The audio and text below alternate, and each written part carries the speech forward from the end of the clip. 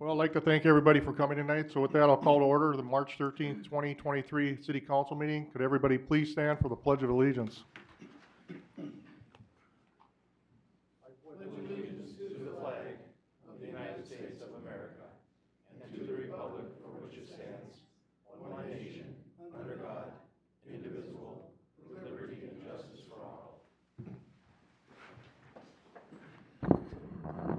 Make a motion to adopt tonight's agenda.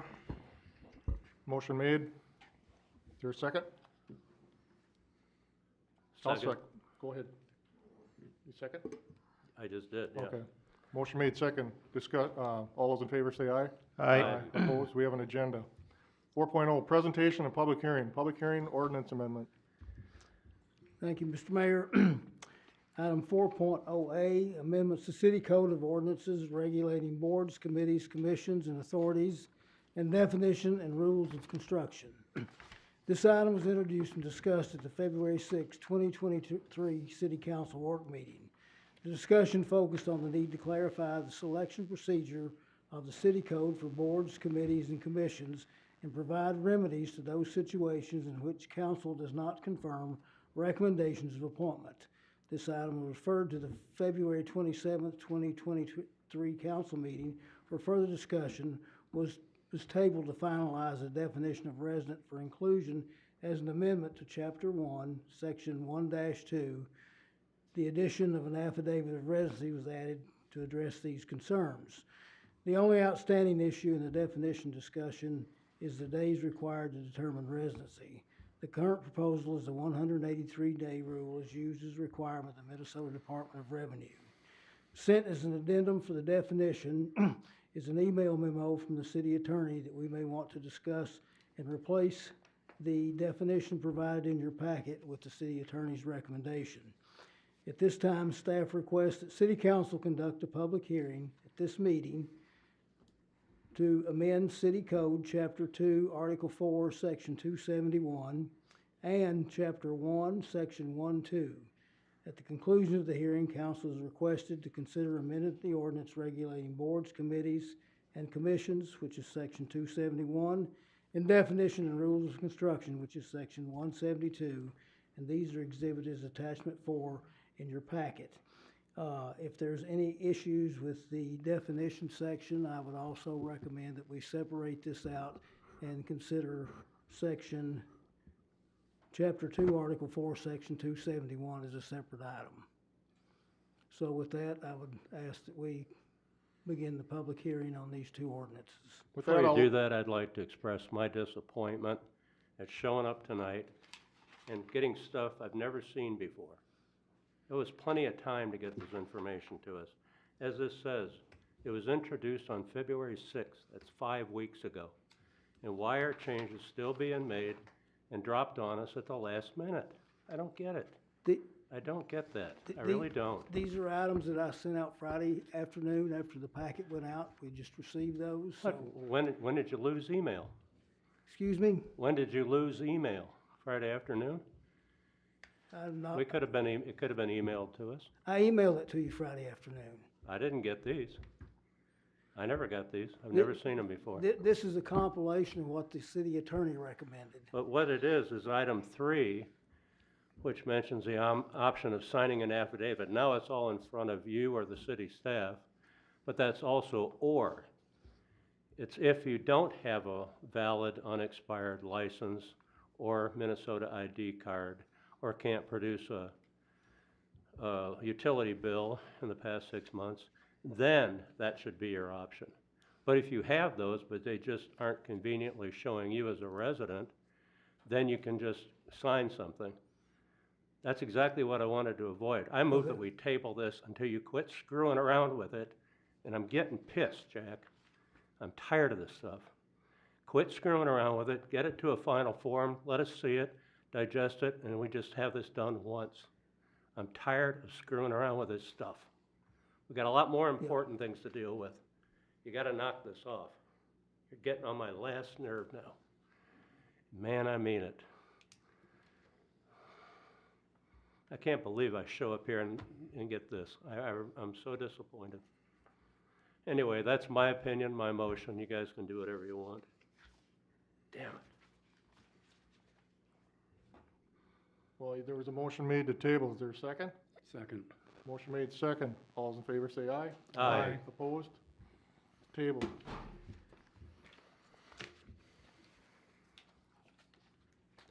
Item B, potentially dangerous dog. Thank you, Mr. Mayor.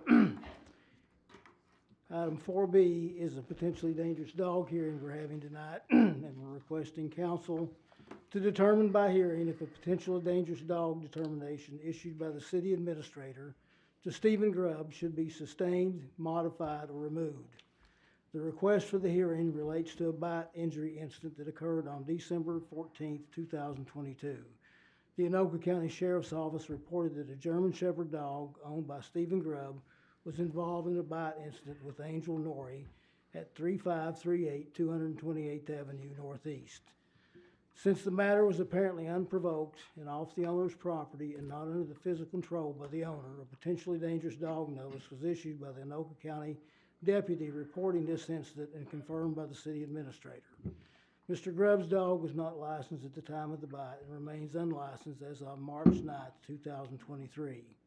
A potentially dangerous dog means any dog that, when unprovoked, inflicts bites on a human or domestic animal on public or private property, or when unprovoked, chases or approaches a person, including a person on a bicycle, on the streets, sidewalks, or any public or private property other than the dog owner's property in an apparent attitude of attack or as a known propensity and tendency or disposition to attack unprovoked, causing injury or otherwise threatening the safety of humans or domestic animals. Pursuant to City Code Chapter 10, Article 2, an animal owner is allowed to contest the potentially dangerous dog determination. In this case, Mr. Grubb, the animal's owner, has requested a hearing. The City Council, pursuant to Section 1072, has several options regarding this matter. Number one is to conduct the hearing, allowing the owner to present reasons why the potentially dangerous dog determination should be removed. Number two, if the potentially dangerous dog determination is sustained, identify the action to be taken. And number three, if the potentially dangerous dog determination is not sustained, make a determination that the animal is to be released without further action from or by the City Council. Staff recommends that City Council conduct a hearing relating to the potentially dangerous dog determination and issue a decision regarding this incident pursuant to City Code, Chapter 10, Animals, Article 2, Dogs, Division 3, and any requirements for keeping of the dog should that determination be sustained or modified. With that, I'll open up the hearing for potentially dangerous dog. Is there anybody here that would like to speak? I do. You want to come up to the mic and name and address, please? My name's Steve Grubb. I'm the owner of a potentially dangerous dog. She's a 2-year-old puppy. My address is 22701 East Bethel Boulevard. And I'm willing to comply with whatever rules or regulations you guys are, putting forth. But my main problem with this is basically everything in here says unprovoked, unprovoked, unprovoked. It was not unprovoked. My dog escaped from my son trying to clip him onto the little chain we have, and there was a coyote in her yard, and my dog thought that she would protect my son and ran out towards it.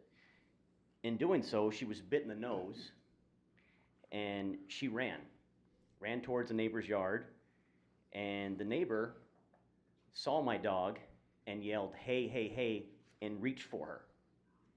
Now, if you yell, "Hey, hey, hey," and reach for my neck, I'm gonna bite you. Thankfully, it was just a nip on the hand. There was no skin broken, because she is a puppy. And the moment she yelled, the neighbor, ow, my dog got to the ground and started whining, which allowed the neighbor to grab the collar and see that her dog tag is on there that has my name, the dog's name, our address, and my phone number. All this was told to Deputy Lynch in the report, and I complied with everything. I was very apologetic. I said I would pay for any medical bills, and they said there were no medical bills. The neighbor understands that this was a bite and this was a puppy that bit at her. My dog is not a potentially dangerous animal. She is the future mother of police canines. We go through a breeder in Wisconsin, and all the puppies that come out of her go to police and military units. I asked that you please do not kill this dog, do not put my dog down. We've put her through a lot of training. We've complied with every rule. We've built a kennel. We also have a kennel that's sharing with a neighbor that's 80 by 60 feet. And we have complied. We bought a muzzle for her. I just ask that you please don't take away this dog from my children. Thank you. One question, is the dog licensed in East Bethel? I was unaware that that was a city ordinance for Yeah, East Bethel. If you want me to do that, I can do that. yeah, But- we'd require that. Yeah. Okay, I can make that happen. The, Yeah, just come to City Hall Yeah. during the day and Yeah, they'll Yeah, have the the- license free, so. Yeah, Okay, I can make that happen. Mr. Grubb did furnish vaccination records for the dog. okay. Any other questions? Thank you. Thank you. Anybody else like to speak?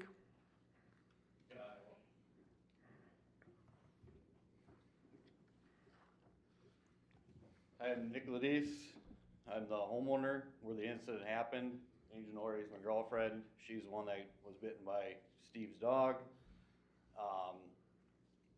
The dog was 100% not provoked.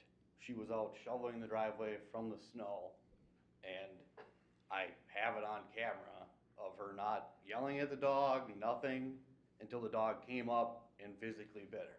Then she started screaming, yelling, "Go home, get out of here," at the dogs. Neither one of the dogs had collars on at the time. You could see it plain as day in the cameras. So, I mean, it is what it is. We don't want his dog to be put down or anything, but you need to have control of your dogs if they're gonna be dangerous and fighting people. There is kids that play in the neighborhood. We have a small dog. We have a child. If it would've happened to them, we'd be in a whole different ballgame. I think all you guys know that. So, I mean, What would you do? if it were me and my dog, I would've put it down, because a dog should never, bite anyone, even if it gets loose and it is your favorite, best friend dog. I, wouldn't take the risk of it potentially getting out and doing it again. Yeah, I could see putting a muzzle on it, but is it gonna have the muzzle on 100% of the time while it's out? That's the other thing. Seems to be mostly a control issue, Yes. control of Keep the, it on. because I believe German Shepherds are the #1 biting dog, aren't they? I have no If idea. not, they're way up there, along with very few others, Dobermans, a few other pit bulls, whatever. So, I mean, and we don't want to destroy a dog, you know. yeah, exactly. That's what I got to say. Thank you. May I make a point? Sure.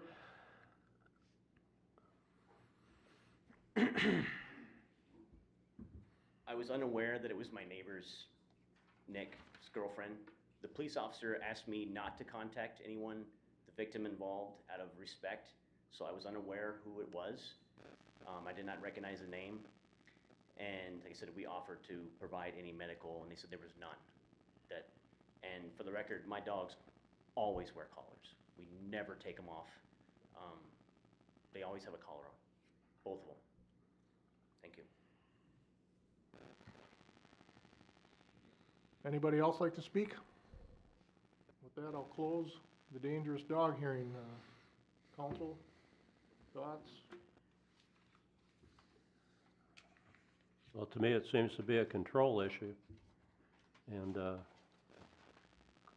course, you gotta license it in East Bethel, as far as we're concerned, you know. Would you be willing to agree to certain stipulations, like you don't give the job to your small child, or child anyway, to hook the dog up to go outside? You just do it, you or your wife, do it yourselves, I don't know if just to make sure they're properly hooked up, because they can get away from a kid pretty easily. we can ask that, but I don't believe that we can make that a stipulation in, Well, he just agreed to it, Brian, so, yeah, no, but I'm talking about the stipulations that we can legally, we'll come up with something that, is well, okay. we have, Everybody can always take the negative on anything anybody else says. we have, Try and make we a have recommendation. stipulations 1 through 8 that we can impose. Well, I saw all those. Yeah. But you gotta pick one. Yeah, You're but, gonna put the whole list on it, includes putting it down, doesn't it? No, you don't No, have to put the you- whole you list. can pick and what choose. you want out of there, you know, if you want 2 or 3 things. Yeah, just disagree with everything anybody says, and that's not constructive. we're not disagreeing, it's, these Don't even know are, what these you're are the doing, things huh? that we can impose. Do you have anything to recommend?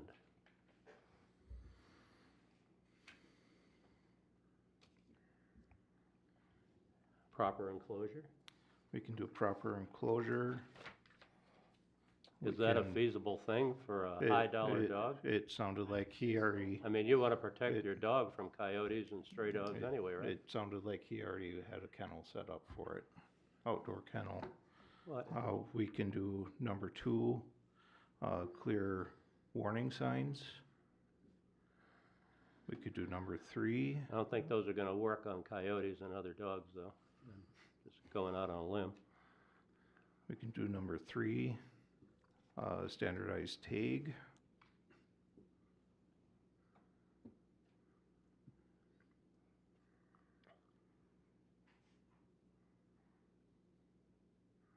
We can do all kinds of stuff. What do you recommend we do? I think we're all in agreement, we don't wanna destroy a dog. No, I think that's, Just got away from a kid, that's, you know. I think that's only happened once in my record, and that was a very egregious attack that happened to a individual.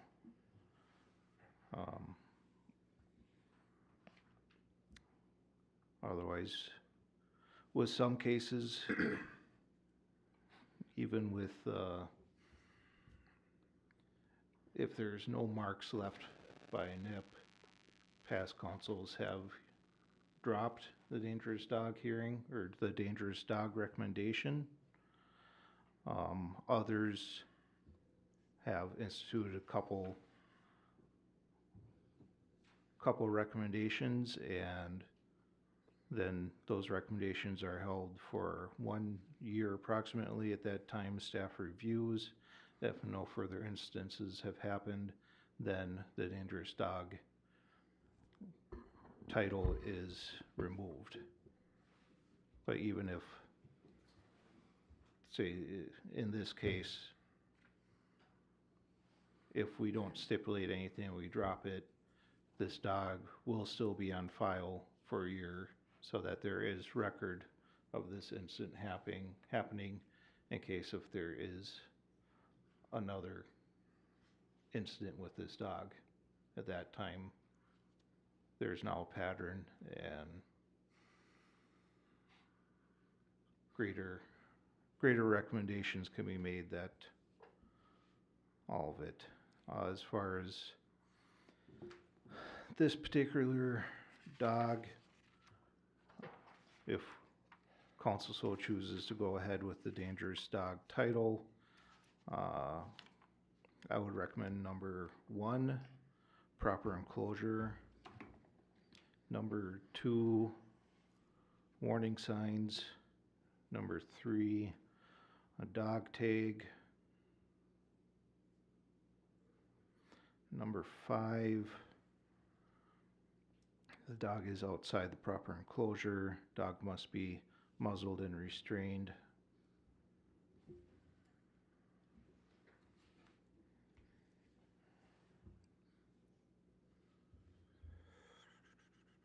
That, number 6, that all dogs deemed potentially dangerous by the city council be registered with the city within 14 days after the date the dog was so deemed, and provide satisfactory proof thereof, this to the city administrator. Number 7, that the dog must be annually licensed by the city.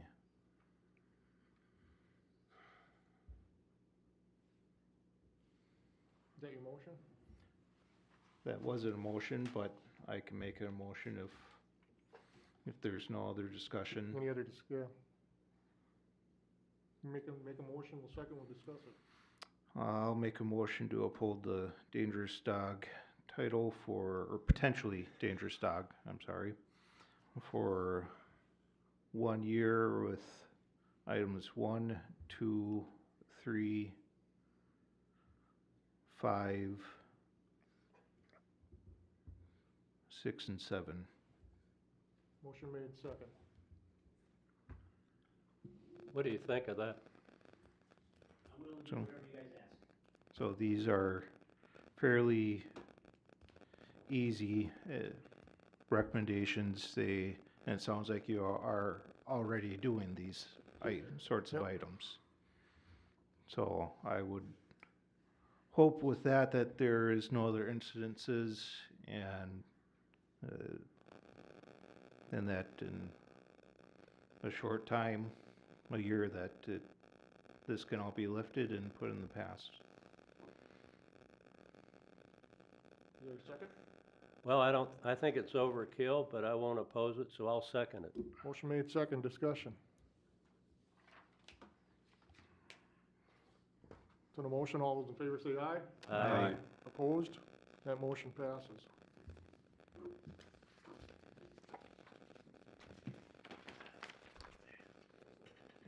Public forum.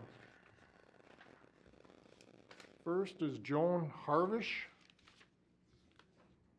I hope I said that last name right.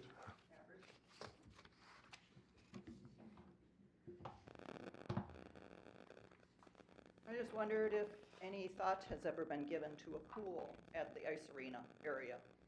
There's so many new families with children, and a pool would be amazing. Wading pool for little ones. Seniors could do exercises, teach swimming, kind of use that area for something more than a ice arena that just sits there and does nothing. I just think that's a terrific area, and I think that'd be something really neat for East Bethel to have, because the lakes aren't always nice and fresh. I think pool white would be a neat idea for toss around up at that area. That's about it, and I just want to welcome the new council members.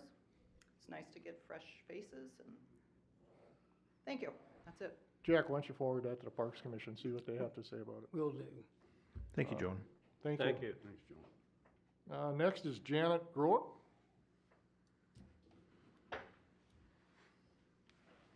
have a few things. First, I just wanted to mention, I've said this before, I noticed we aren't giving our addresses now, and I appreciate that. I don't understand why they have to be published in the meeting minutes.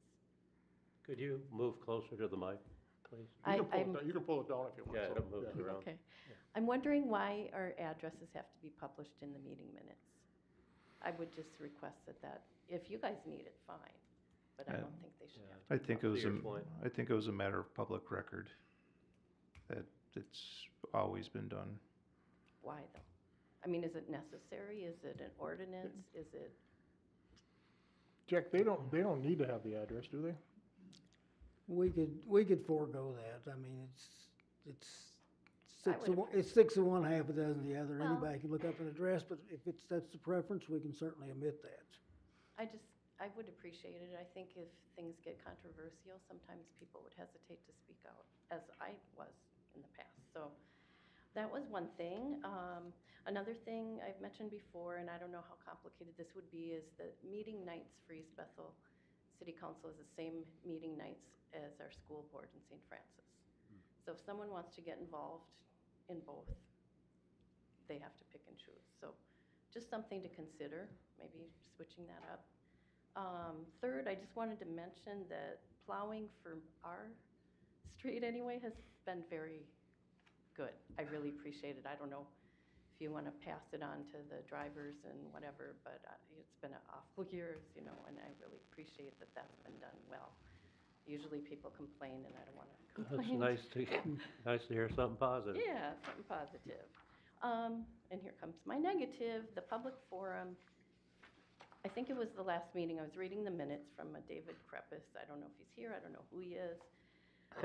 But I did not appreciate him making it sound like the two former council members were invading a private business by visiting it. It wasn't just a private business. It was a business, or is a business, who East Bethel used to contract with, as you guys know, and gave the license for. So our taxpayer money was funding that. And a lot of people had complaints. The formal council did not listen. In fact, the former mayor told us we couldn't even speak about it at one of the meetings. So Shelley and Suzanne took the time to listen and follow up on something that was a concern of many of us, and it was legitimate concerns, as you know, because for whatever reason, I don't even know why, the city stopped contracting with her. She was openly out of compliance with what she was supposed to do by, for example, having a label on her truck. It's the past, but I just want to make it clear that that wasn't just any business that they were going to. They were representing people who had big concerns who the council and the mayor were ignoring. So I thought they were being responsible and listening to us. And I appreciated that. And I guess the last thing, well, a couple things. I appreciate that this forum is not at the beginning and we don't have to rush here and then sit for 15 minutes. And it's recorded. Yeah, I didn't realize that. So I appreciate the change. I appreciate the new members, fresh outlooks, fresh considerations of things that have just always been done the way they've been done. Why? You know, it's good to ask why sometimes. And so I just really appreciate that. Thank you. Thank you. Thank you. Suzanne Urkel.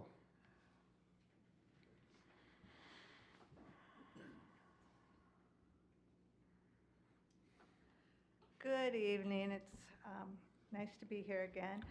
I'm here to put this whole censorship thing to rest.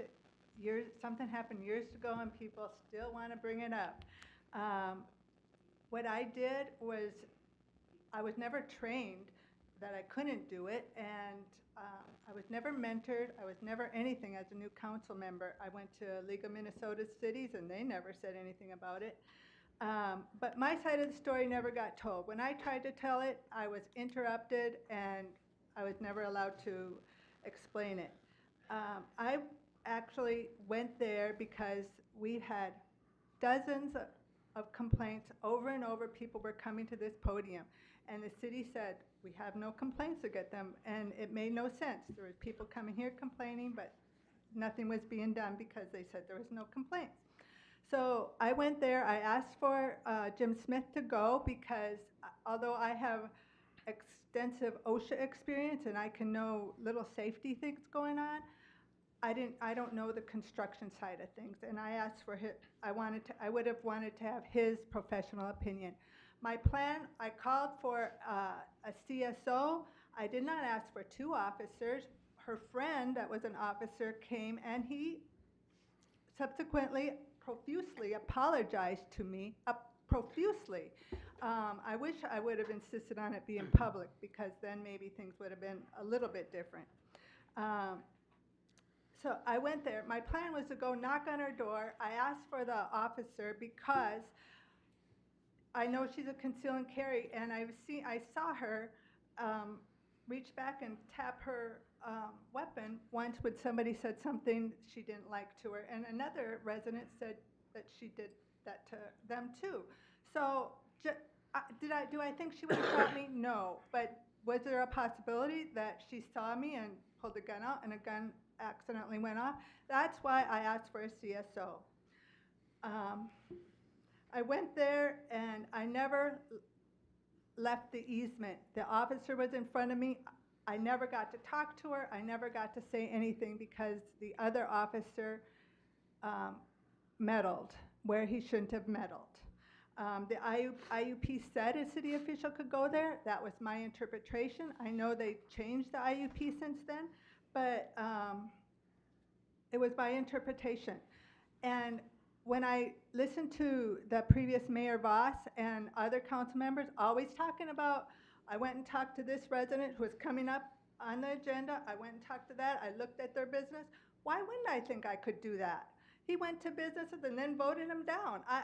I still don't understand why it was such a bad thing. And then in the past couple meetings, I have been taken out of context by Ms. Krepis and her husband, misrepresented, derogatory comments. When I mentioned up there that I went to other businesses at the time about the CSO, and I went there to ask them their interpretation of an IUP. I never went to inspect. I never said I went to inspect. And there's a whole bunch of other things that I've been taken out of context. And for people listening, don't read the minutes.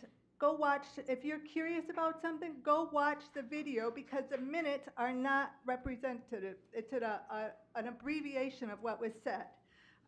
Anyways, and finally, I want to thank the council. I think you're doing a fantastic job with your bold moves, and a lot of residents have called me and said, dang, that council's doing a really good job. So, good job, you guys.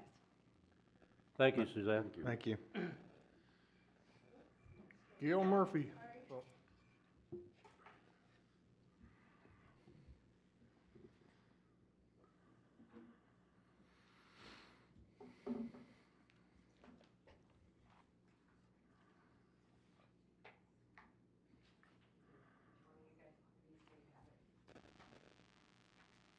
Is this a different packet than the one Darlene gave?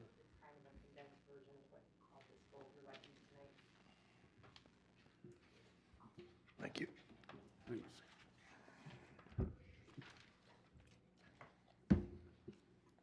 Appreciate your patience as I try to put this together quickly. I'm very upset. I'm very upset and very frustrated by the misconception and a lot of the false and misleading information that is continually perpetuated in regards to my situation involving the 4631 Viking Boulevard. The damage, the defamation of character, the dragging on of this situation is just outrageous. It should not have ever gotten to this point or for this length of time. In 2015, this situation began. And with any ordinance violation, you have a right to an appeal hearing, of which I requested within 10 days from when it happened. Immediately, I knew that there were issues with the citation that was issued. I was never given a hearing. In the whole 8 years, I've never been given a hearing. In that time, I asked several times, and I want to make a few things clear because this went from me trying to get a hearing to I was ignoring the situation in the council, but yet even on the week that I'd received these citations, I had been in and had well actually 3 weeks prior, I'm sorry, to the citations being issued, I had been in and had spoken to Mr. Schmitz, okay? 3 weeks following that, I was issued 11 criminal counts for issues that were closed in the city records. In your documents, you'll find I'm not sure if things are in the order that you need them, but there is a report from the city documents that show that the issues that I was issued citations for were closed. So just when you have an opportunity, please do that and review it, okay? So this thing goes and progresses forward. And I went to court. It was alleged that it was dismissed because it was beyond the statute of limitations. Not true. If you read the first document on the cover page, it talks about why it was dismissed. And it says in the interest of justice, okay? And I'll get into what that means, and I'm sure the city attorney can, elaborate on that. But the statute of limitations was already expired prior to them charging me. The date of the offense was February 6th of 2015. When they issued the citation, they created a date of December 8th of 2017. Now, if you look on the photocopy of the dismissal. Gail, can I interrupt you just to ask a question? Sure. Is this currently being litigated? Is this currently in court? I'm This sorry. I don't- the whole matter between East Bethel and you, is this currently in court somewhere? No, It's not. no, I'm Okay. just being coerced and continually being demanded to, which I'll Well, get to that. I mean, but Yeah. when you asked for a hearing, were you told why they didn't give you a hearing? There was I'm no. just trying to track with what you're talking Right, about. right. No, I really wasn't. There was one point in time where I had gone to the town hall meeting, and I had brought it up publicly and so forth, and then later Jack had said because we didn't ask for it, it was like a default or a error in the request or something like that. But there was nothing, and that was like months and months after the request and the follow-through. See, When- this is why I've been advocating, correct me if I'm wrong, obviously, but I seem to think they call it a special master when you have a case and you bring somebody in who's experienced with the topic like real estate and renting and building codes and all that. And they sit down and they just sort through all these kind of details, which we're really not set up to do. I understand that. You know, I do and so- understand that, but. So I don't think you're gonna get a proper hearing, and I don't think we're gonna come to a resolution, so. No, but I would like to bring up a few points because I think that, I don't believe that you guys have heard them. I'm thinking Yeah, that but from, this is the problem with, I'm familiar with your case and several others like it, and they just swirl around because there's nobody Exactly. So how does the defining swirling the stop? boundaries. This is real, that's not. yep, how does And you that just kinda stop? whittle it down till you get a nugget of Right, so truth how right does in the that middle of stop? it. Because there's a 3-year statute of limitations. And you can pick a Yeah, date. it's been going on a long You can pick time. a date from whether it's the fake date of December 8th of 2017, I believe we're past the 3 years, okay? This situation was dismissed. And if you look into what it means, it's not because of the statute of limitations. That was not what happened. It was already beyond the statute of limitations. At the point when they dismissed it, according to the false date, there was still 2 years, I think it was 2 years and 8 days had passed, so that would have still allowed time for it. They dismissed it because it was going to go to court. And at that point in time, all of that information would have come out. And in my opinion, that's why I've been avoided, or they've been dodging me having a hearing, is because these information and details will come out. I would like to go not too far back into that because it just keeps muddying like you're saying, but I would like to bring up something very relevant, pertinent, and what is currently the most recent situation, and where and why is this happening, okay? So if you would look forward into the document that's discussing about the factor that, first of all, we had this search, there were issues with getting a search warrant and so forth. I do want to mention that when that was closed, when the issue was closed in the dismissed, right, in 2019, that should have been the end of it, all right? In all shapes and forms, that should have been the end of it. Legally, lawfully, and by everything that happens, and you guys can consult him, but that should have been the end of it. And if you look into why, in the laws following it, there should not have been, and they were going to start this up again. They did do it with, I forget if it's with or without prejudice, but a statute of limitation does not toll. And when it's over, okay, your 3 years passes, so no matter, again, whatever date you pick, it's going to be gone. I'd like to show you, though, this, because this is really relevant to what I've been dealing with, and I want to bring this out. So, after the inspection, of which you can look at the inspection from both Andy Schrader, the city's person that hired, and also there's another one through the independent that we hired. They're both in there. I don't care which report you want to look at. None of them warrant or back or support what is being asked of me at this point in time. If you look at the letter, I got a letter from the city with Jack Davis, doing the enforcement of it, stating that I needed to do the following, okay? But in that, he's asking for, and he's saying that he bases all of these decisions on Andy Schrader's report, okay? And he also states that the unfit for habitation needs to be enforced and in effect. I'm really getting tired, and it causes my family extreme emotional, financial.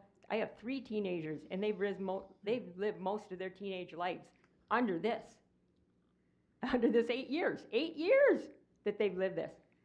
It seems like you want to resolve it. What, in your Okay, opinion, here- do we need to do Well, I to think it should resolve be it? over, because if you look at But first, what does the city need to do, drop other it. than forget about everything, you know? Drop it, because they have no basis, and that's why I'm gonna finish up with this. Oh, So, so just forget about it. Oh. there is nothing, because they has to have a legal basis for what they're doing. They cannot continue to do this without any grounds and create, I always say they've gone rogue, because you have to follow the law and act lawfully. There's statute of limitations for a reason. These laws exist for a reason. And I I mean, know. I could go around and round, and I'm not trying to avoid anything, I'm just trying to cut to the chase, okay? Yeah. So, this summer, they conducted an inspection of 18 minutes in and out of the house. There were allegations made that there was such heavy content in my house that they were unable to fulfill Such heavy what? content. Content? Yes, You mean it was full of stuff? that's what they're saying. Oh, But okay. the photographs and the video camera footage from the sheriff's department does not back that. Couldn't even okay? move around in it, supposedly. Yeah, there was no problem. But the part that I want to mention, and this pretty much puts it in a shell, and why I'm so absolutely dumbfounded as to why we're even here and how we look like fools as a city, because it's ridiculous, this kind of thing happening, and it shouldn't happen to anyone. Shouldn't happen to me, it shouldn't happen to anyone that lives here. So I want to say this. So Jack basically gives me this whole list of things. Then there's always implications that she's not responding. I did respond. And I responded with a letter that stated that I was contesting and objecting to the things that were being requested of me, and I stated why. And I put them in, and I don't believe you folks got one, but the other previous council members did, okay? And at that point in time, I contested it based on the facts of where we're going here and other information from before. But this is the most recent document that really kind of breaks it down in a nutshell, so I appreciate your patience and time on this. So, Jack states that everything from before this is basing his decision on this. So I asked him to please clarify what it was that he wanted me to do and why, okay? And here's what he states. Mr. Schrader went on to state that he was not able to navigate the basement or portions of the main level due to heavy content, which prevented access to the entire structure. Now pay attention, please. As a result, certain areas of the home were not accessible for the inspection, including plumbing, electrical, remodeling work, potential structural issues that were identified in the 2015. So they could not be addressed by Mr. Schrader. Okay? Everybody's got that part clear? Then, Jack goes on to say that this is what the city is requiring. Access to these areas will be required for inspections of any code violations in these parts of the home, okay? So they have not identified any parts because they have not accessed those parts of the home. Does anybody interpret it differently than that? Because that is what it says. So he goes on to say that I need to get general building permit, plumbing permit, electrical permit, HVAC permit, fireplace, windows, doors, siding, blah, blah, blah, okay? Now, if you look at Andy Schrader's report, it doesn't talk about any of that. In Andy Schrader's report, and if you look at the search warrant for my home, they talk about asking for there to be a search warrant in order to look for work that was done without a permit and not to code. And again, on the body cam footage, that will reiterate the same thing. So, on that report, you look and see, it will not talk about work without a permit.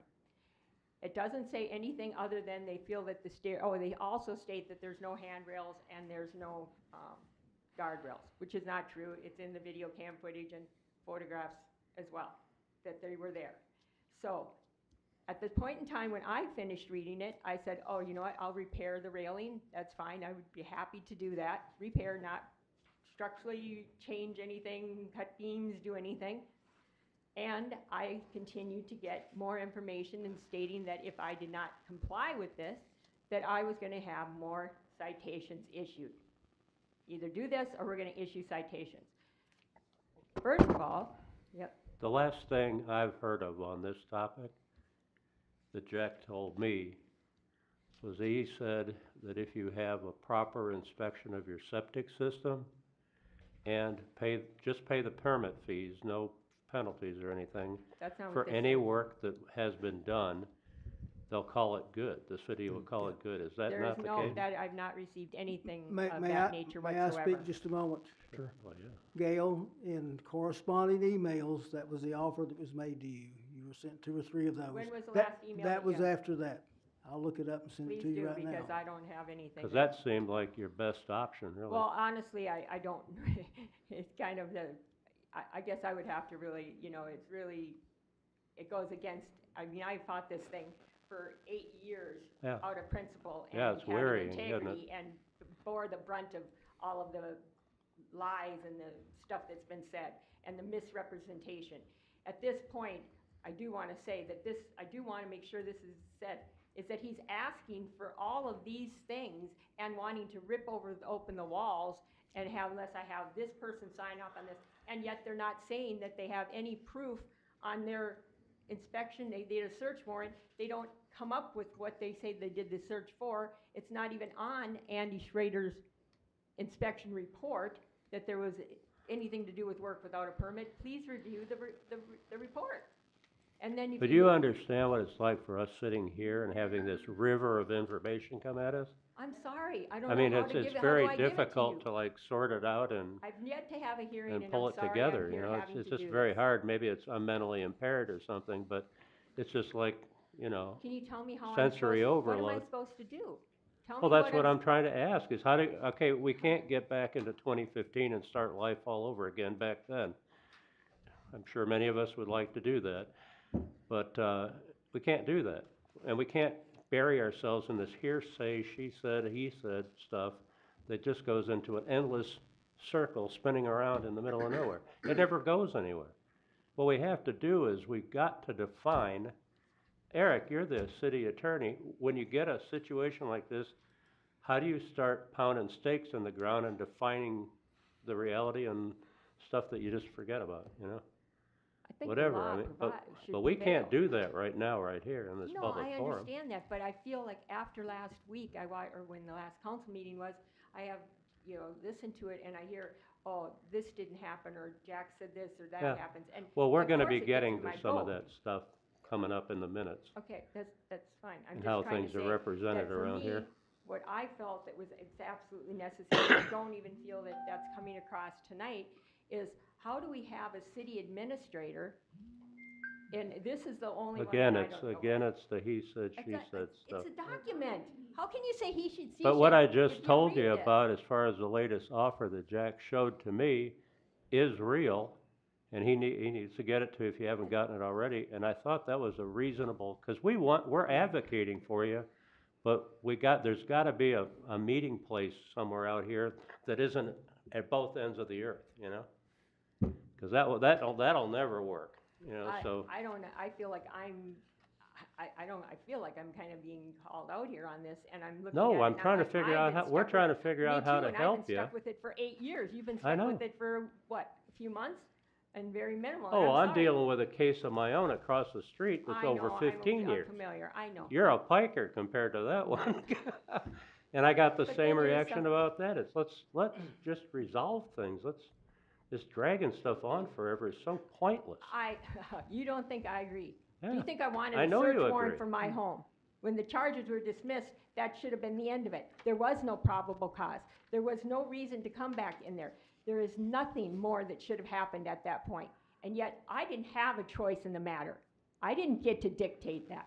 So I'm sorry, I I know don't wanna go over my time. I honestly believe that some people misbehaved toward you in the past. I believe that. I can guarantee it. Whether it was It- Jack or not, I don't know, but I do believe that, and that's unfortunate.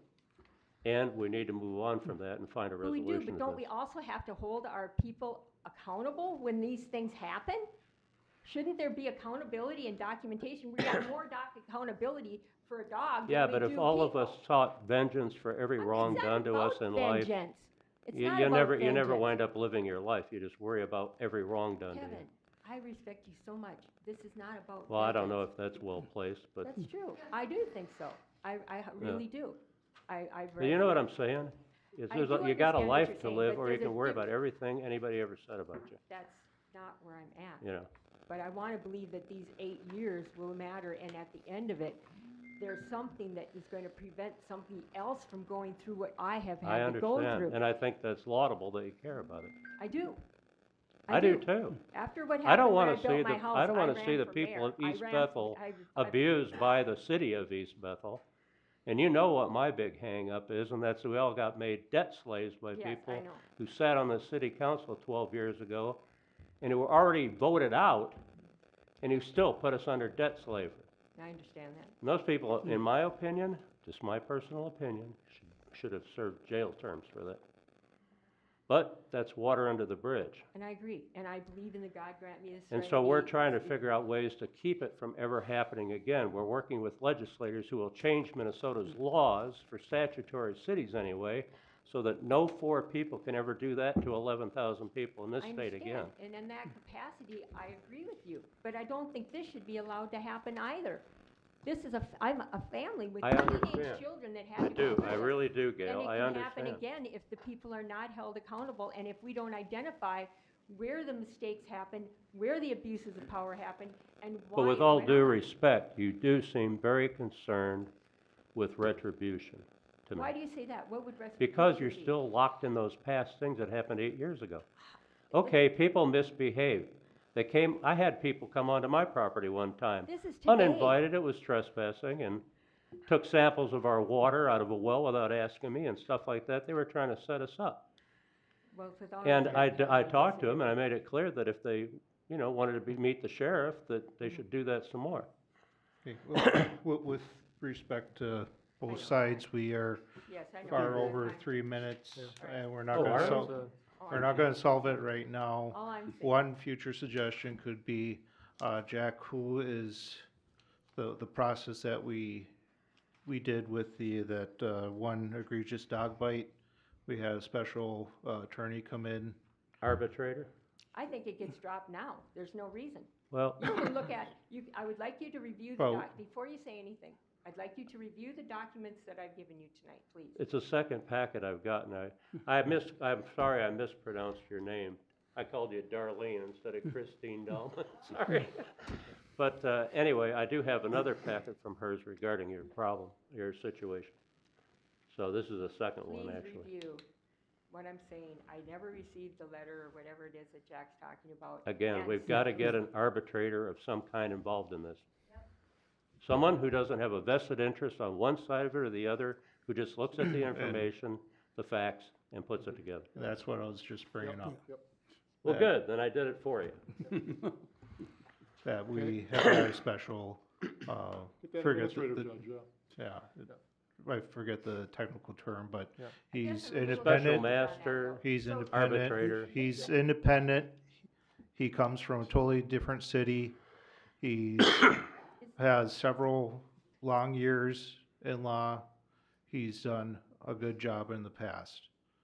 Can I speak? that- I brought that up That, before. Can I that speak? can be an opportunity for both sides to be heard and evidence brought for them, because this isn't gonna get solved right now. I understand that, but I'm confused. I just want to make one point. I was under the impression that, and I know for a fact, we have an ordinance that deals with this. And that ordinance allows for hearings. And I guess I'm not sure why I have council members that I feel I've been abandoned by, that I've asked for a hearing, I still have a hearing, and I'm getting shipped off or being suggested to be shipped off to somebody else. I've been waiting for 8 years for an opportunity to No, present this. no. Where do you think no? If you have an arbitrator, a special master, whatever, that's better than having an arbitrary hearing. That's actually focused entirely on resolving the matter. That's way better.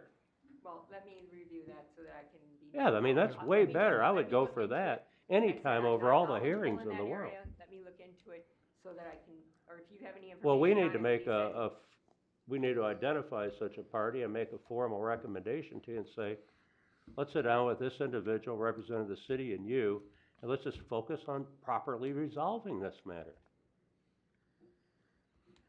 I mean, I take Brian's point, and I'm not trying to be flippant with what he said. I just feel that there's an ordinance that is in place for that. But it's been there the whole time. Has I it done the agree. job? And it has yet to happen. Did the So I ordinance feel do like anything for you the why- past 8 years? It didn't do a thing Kevin, for you. What, I have the question. If it's in our ordinance, and I have applied for it multiple times, I would like to think that, again, it hasn't happened. The first thing that comes to mind is that it would. That's the first thing. It would, should, could. Did it? No, but we're here now, and I'm just trying to. Well, we're find out offering an what's on it. alternative that I think is more Gail, focused on Gail, what you've the had the problem 3 is. minutes, we're gonna move on now. I gave you more than 3 minutes, you've I had know, and I 15, so, I do appreciate yeah, that. we're gonna move on now. But Brian brought something up. Do you want to finish what you were saying as far as next steps or something? Yeah, we can contact this individual that we've used. He will review everything. He's independent. And he's got to be truly independent, not our employer or something. He is. And has no association with the city. We could even waive his fees, so he gets paid no matter what. We will, so whatever decision he comes up with is about as independent as we can get without getting somebody from out of state. I mean, and that will give an opportunity for hearing. Both sides can be heard, and we that- might as well that use the person same will- person for several different cases. Yep. While we're at it. Might as well. yeah. Get them all So resolved. if, Jack, if you want to get in touch with that individual and possibly we can discuss it at next council meeting.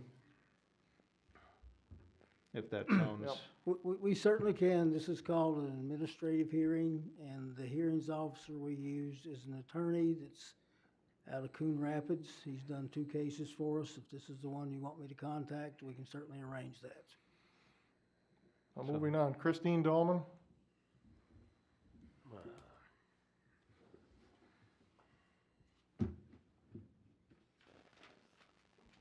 Hi, Christine Dahlman, 17540 Highway 65. I want you to know that during, we got a text message during public comment that when Gail Murphy came up here, it was shut off. So maybe whoever is in control of your little audio out there and video might want to turn it back on. well, they can get it back. If it went off, they got it back up, they can get it back. Do It's you not happened find before. it interesting that it shuts down for Gail Murphy? They've had trouble I before. do They've find had it- trouble before. I'm well aware of things not being recorded at this city. Yeah, that is troubling. And I think that is very troubling that for Ms. Murphy, it was shut off. So the reason why I'm here is, I brought up at the last meeting that you guys are indeed in violation of the open meeting laws. You have been for quite some time. I chose not to say anything to see if you can guess. Is that a public packet, or is that your packet? Right there. Is that for the public? It has to do with me. I assure you it was not shut off. I was recording this whole time. Well, we just got a text message. So anyway, I've been to several council meetings where I've looked for the packet because there was information that I wanted to look at. One of them was your cleaning costs. And I went up to the thing and I said, where's your public packet? Well, you know, it's actually in the state, it's in law, it's law. You have to have a public packet available for the public to view at every council meeting. So that's your violation of the open meeting law. I do expect that to get corrected.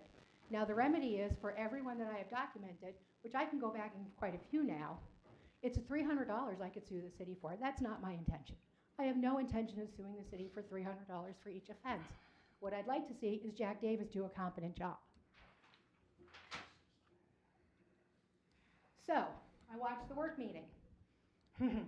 Jack Davis, I have no idea why you refuse to tell the truth, but you don't. You stated that there were no rails or guards up or down. That is on the video. Go watch it.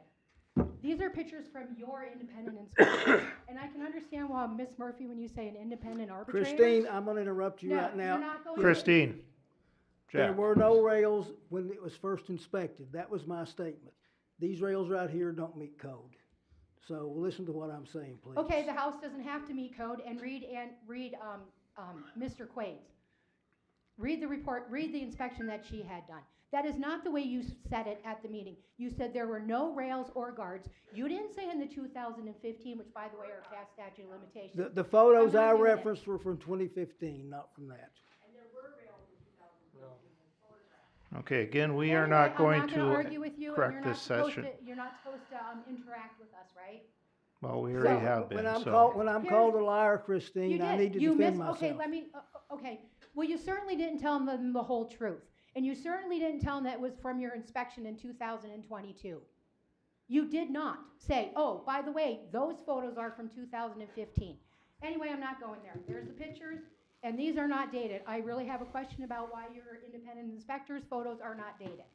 That's questionable. So I didn't know if you would accept these as rails and guards, which are there. Here's the body cam footage. They're there too. Andy Schrader's report does not. Again, we have two different reports, and we have things added to the report. I would like to know who told Mr. Schrader to add that this property is currently not being rented. Ms. Murphy never said that. It is not on the body cam footage that she did say it, but we do have an email to Andy Schrader from Jack Davis saying, hey, can we get together because things need to be added. Scott Quayle is his name.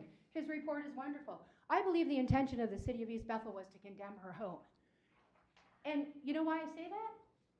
Because it's been reported, work done without a permit. That's not what it says. Condition of dwelling. What does that mean? So we have the rails misleading your council. They're there. So I went to the courthouse on Friday because I wanted to see if the IUPs, CUPs, and variances are being filed. Well, interestingly enough, some are, but some aren't. And I did find one variance that I thought was really interesting.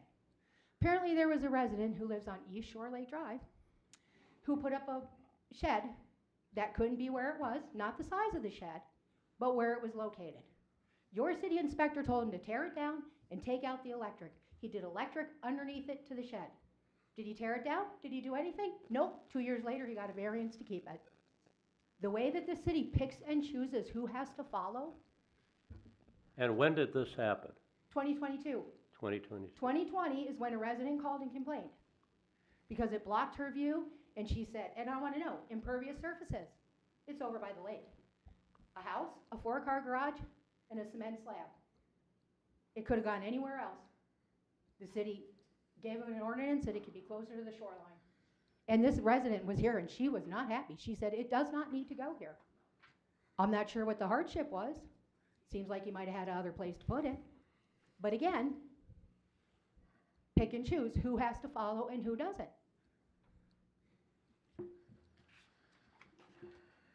Then we have the question of documents, either being created or being destroyed.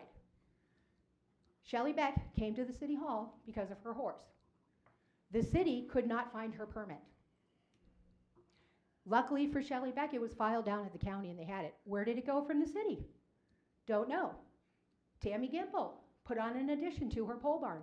Siding, windows, in-floor radiant heat. Ain't that right, Jack? Because you've been told in-floor radiant heat. I Where's don't the know, permits for I that? wasn't here then. Doesn't matter whether you were here or not. Yes, it does. Okay. I asked for the permits on this addition. What I got was, well, maybe the file was purged after the fire. Well, which fire? She's had 3. And why would anybody purge that file? And if somebody questions a building where you are housing the public's property, and it's supposed to be maintained by heat and air conditioned by heat, which by the way, her IUP is still open, and she's still doing animal control, and you have no idea what that building's like because you've been told, but there's no permit. And then we have this 2009 resolution for Ms. Murphy's property, which is what we've been told is how they. 2009? 2009, but here's the part that bothers me. She got a copy of it from the city, but it's not signed by anybody. And the former mayor has no recollection of signing it. Does this document exist? Because Well, if it does, apparently it's in your hand. no, I want a signed copy. This is not a signed copy. The mayor didn't sign it, and the city administrator didn't sign it. Where's the signed copy of this so-called resolution? You know what, I wanna say something to you guys, because I've had beefs with people in the past myself.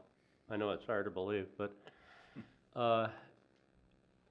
you have to wonder when people who wanna be your advocate don't know what to do with the situation as you're explaining it, then maybe the fault isn't with the people who are trying to help you, it's the way you're explaining it. The way all the information, it's a river of information.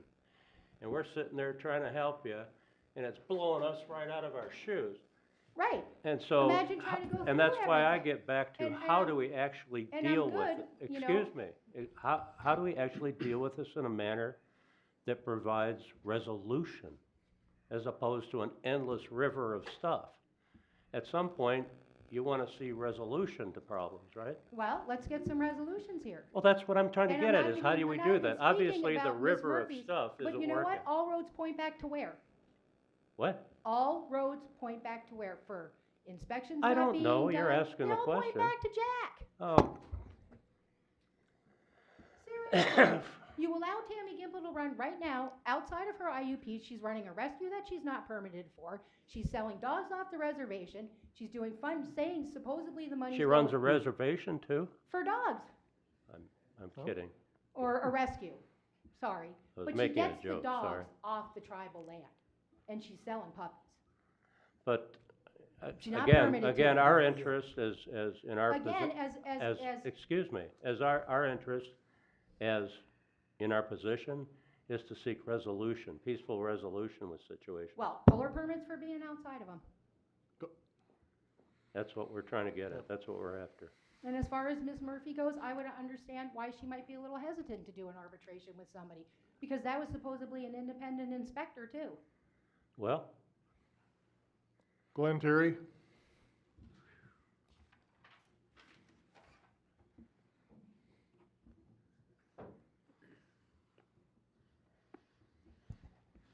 Good evening, Mayor and Council. hello? Hi. I was wondering if item 4A, while I was writing my notes, did something happen where we didn't have a public hearing about that? We did, we tabled it because there's some language in there that wasn't brought out on time. So it's So they're gonna till next meeting. write it up and we'll have it probably at the next meeting, Jack? Yes. Okay. All right. A lot of my comments were related to that, but I'll try to focus on. Sorry, I'm responsible for the tabling motion, so I'll take full blame. No, that's fine.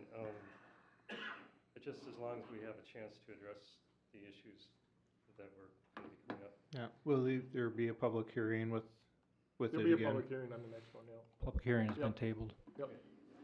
So I'll just focus on the issue that I wrote down, which is council liaison. There's some things that tie into the commission issue, but the main one being that there has been from the start apparently and sort of antagonistic attitude toward commission members by mainly Kevin, unnecessarily alienating us by twice in two different councils, EDA and us, refusing unanimous votes to recommend the person that would fill a vacancy. And there was a lot of disrespect shown in the previous meeting toward the commission after our comments, which I will address when that comes up. But my point though is this was exacerbated at our last P&Z meeting when we had a vote for who would replace Karen Kruppis's seat. And we had 3 applicants, 2 of them showed up, 1 of them didn't. So it was really down to 2 because you need to interview and find out who's best suited. So we unanimously chose Wanda to fill that seat. But we waited, on my recommendation, we waited because the 3rd applicant wasn't there. We waited till every other business was concluded to give him a chance to show up. And the other applicant that did interview, I took copious notes of everything he was saying. He had a strong presence and a good background, but I thought that was suited for EDA rather than Planning Commission. He was more of a, data, like kind of data analysis and social media was his expertise. But there were some biases that I didn't know would serve well in dealing with the public on quite a broad range of issues. So I chose, my vote was for someone who had experience good with relating with people, had been on council and planning and zoning. And the reason I'm saying this is because in these previous two situations where we have presented recommendations for vote, they've been totally dismissed by at least a 3-2 majority of council. And so that's coming up again tonight, and I thought our issue on the ordinance might address this. But my point about the liaison is that after we announced the vote for Wanda, council member Kevin walked out. And his job as liaison was the next thing on the agenda, which was council report. So what I'm asking is if we have somebody that has a disrespectful attitude and is unwilling to fulfill their duty as liaison, could we have somebody else that will give the report, which is their job? They are Give what report? council report. Do you watch the council meetings?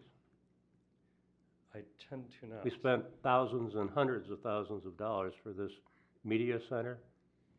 Right. I was about, at the next meeting, I'm going to inform you, I'm not going to give any council report to the planning commission. I shouldn't have to. You want to be Because on the we're planning expected to commission, watch present. the movies of what the city council's doing. Why do I need to give you a council report? It doesn't make any sense. That made sense 10 years ago when you So didn't some have the video, but now it's on YouTube tonight. Ironically, this video being shut down stuff is only happening on the media center. It's working on YouTube. So it is an in-house thing. But I get what you're saying, but by the way, I don't feel personally responsible for accounting for my health to you, but I didn't feel well, and I actually believe I left before you had the vote. Well, I just didn't feel well, and I wanted to get out of the room well, before I watched what retched or happened. something, you know? I watched But what not that I happened. feel like I have to give an accounting for my behavior to you, any more do you have to give yours to me. Not to me personally, but to the entire. Well, it planning wasn't a zoning matter of commission. disrespect. It would have been a matter of disrespect if I stayed in the room and threw up on the floor. That would have been disrespectful. Well, that's a convenient excuse, but you stayed for the In fact, I'm entire- just recovering, still recovering from what I had. That's how long I've been dealing with it, so. and Again, not that it is really of any importance to anybody but me, but So you didn't even say, excuse me, I have to leave or anything. I didn't want to open my mouth while I was still in the room. You're starting to read what I'm saying? Well, I hear what you are saying, but what I saw doesn't comport with that, so that's why I'm. Well, I don't care if you interpreted it the same way, saw the same thing. What do I care? You see what you see, I see what I see. Right. Your opinion, you know, I respect you as a citizen and as a member of the planning commission, but, you know, I'm not accountable to you, you're not accountable to me, all right?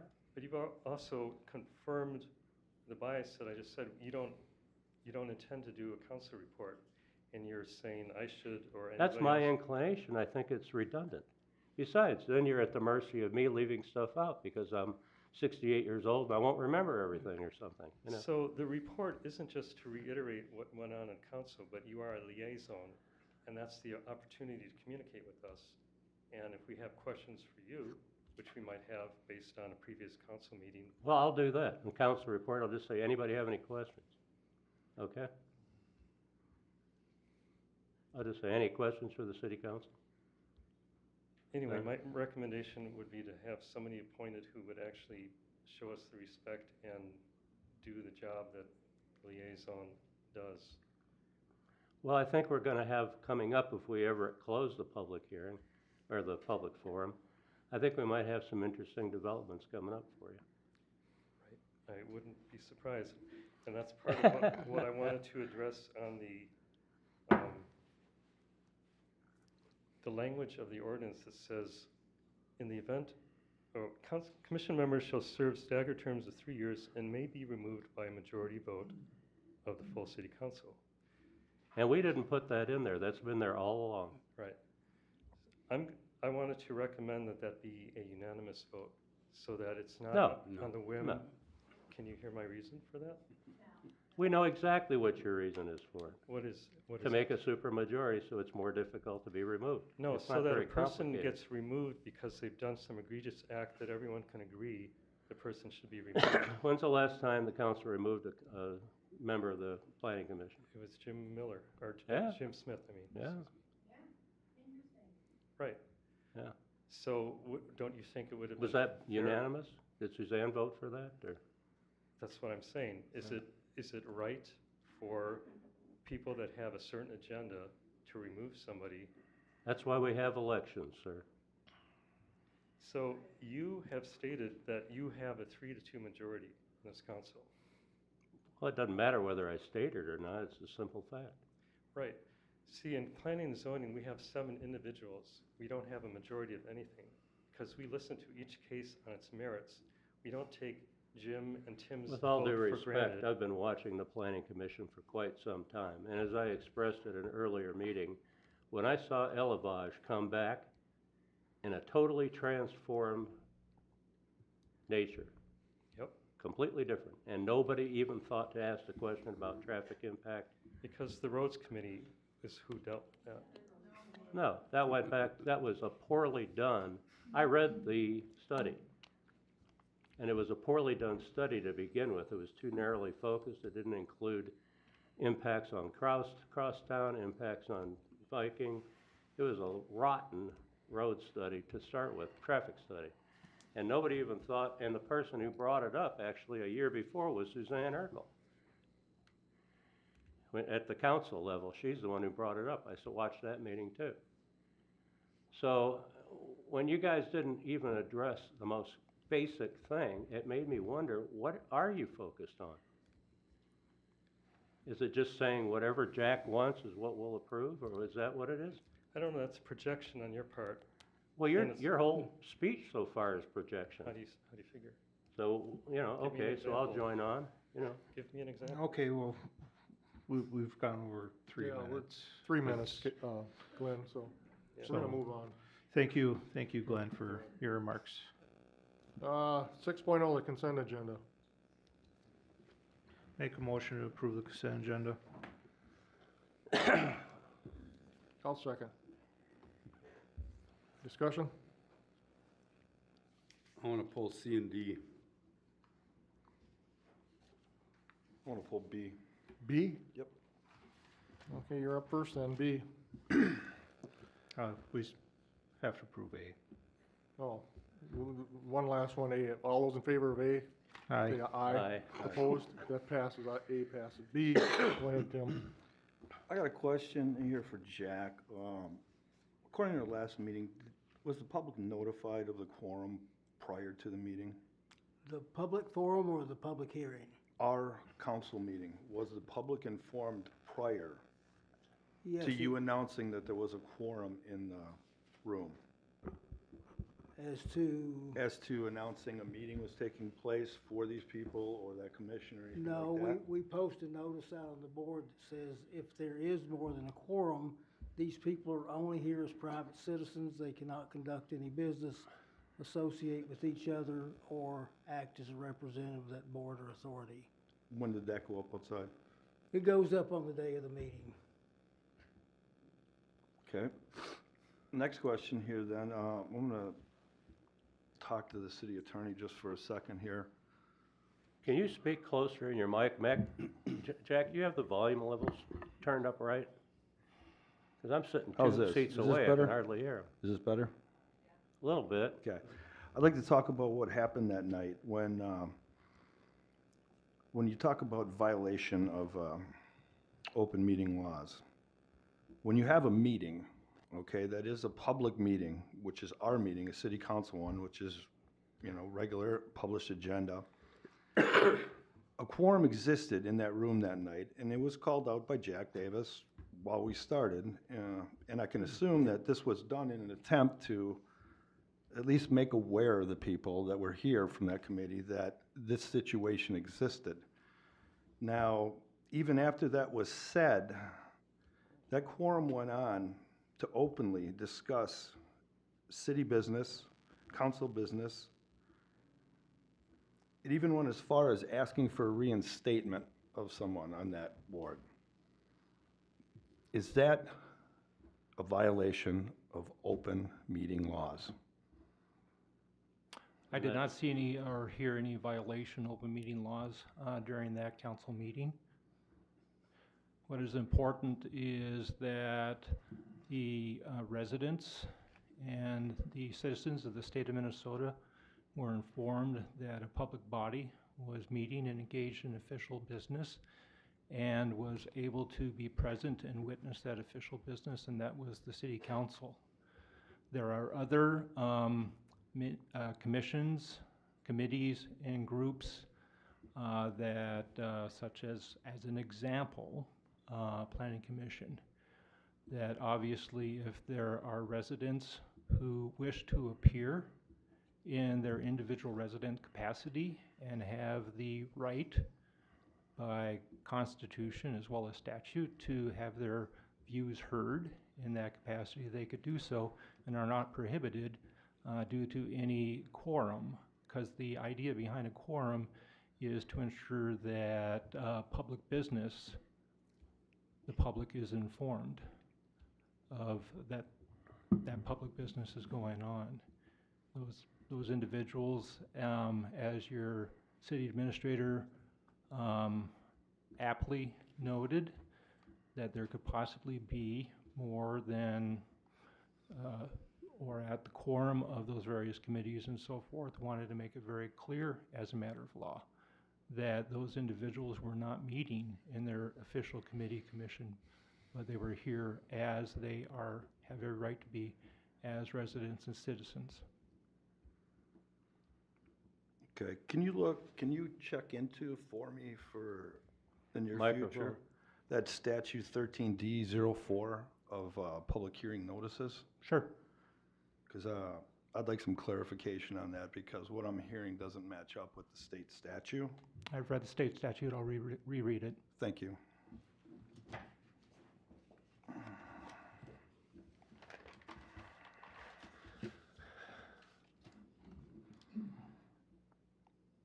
Is it feasible to think that you can speak as a resident, for example, while you're on a committee, but at the same time discuss city businesses? Because say, for example, you were at a just public event and you ran into members of your committee, and even though you have a quorum existing, you're not talking about anything, but the minute that changed to talking about city business, would that be a violation? If you have more of a quorum, they should not be talking without a duly noticed public meeting. Okay, well, I don't understand the difference. That was a duly noticed public meeting. The It public was a public available. meeting for us, was it not? Correct. Right, it wasn't for the planning commission. They have First Amendment right to talk about whatever they want before this body, and they cannot be muzzled or changed or limited with respect to their subject matter. Well, I'm not talking about taking away anybody's First Amendment. I'm not concerned about that at all. I believe that 100%. The question was if you speak as a private resident, I don't understand the difference between you might as well come in and say, I'm on this committee and this is how I feel and I don't like this or whatever. Yes, you can. Really? Okay. That's all I needed to know. Thank you. Thank you. You want to approve it? Item B? Yes. Make a motion that we approve item B. Motion made, second? Second. Second, discussion. All in favor say aye. Aye. Opposed? Item B passes. Jim, item C. Item C, I'd like to table this. I'll make a motion to table it. Second. Motion made, second. Discussion? Why are we tabling it? Why are we I'll not- explain. First of all, I owe an apology to Mr. Davis for losing my temper at the beginning of the meeting. I'm sorry about that. It's this issue that aggravated me. And then on top of it, to get that last minute piece of data just snapped, sorry. I've been very I'm a member of the Personnel Committee. I sat in on the interview with Aaron. I like Aaron as a person. I'm very unhappy with how this has been handled. In business, I hired people. If you didn't get enough applicants with the right qualifications, you don't do the same thing over and over again. You expand your search. And back in the days, you know, where it was, you know, not as easy as it is nowadays to recruit people online, you know. But you expand your search. I went to an interview and with one person. There was no choice. There was your choice. That was it. And like I said, I like Aaron. I respect the work he's done on the City of Cambridge Planning Commission, 5 years and 3 years as chairman. And all that's all to the good. But I feel like I'm being manipulated into a choice without, and being told I'm being given a choice, and I don't feel like there's any choice at all. And I think, honestly, Aaron, you've had the Planning Commission time, and that's great. And now you're on the City Council of Cambridge, and I still have questions about conflicts of interest, whether Jack wants to dismiss them or not. And everybody I mention this to has, well, that's the first thing out of their mouth. But I think you could benefit. You were hired as a planning intern in June. By July, you were the city planner. Now we're 6 months later, 7 months later, and now you're supposed to be the community development director. For one thing, the city code doesn't provide for a city economic development director. It provides for 2 functions under the community development department. One is the city planner, And for those who love such things, this is Chapter 2, Article 6, Division 6, Community Development Director, Community Development Department. Planning Division. A planning division is hereby established. The division head shall be the city planner. Item B, Inspection Ordinance Enforcement Division. An Inspection Ordinance Enforcement Division is hereby established.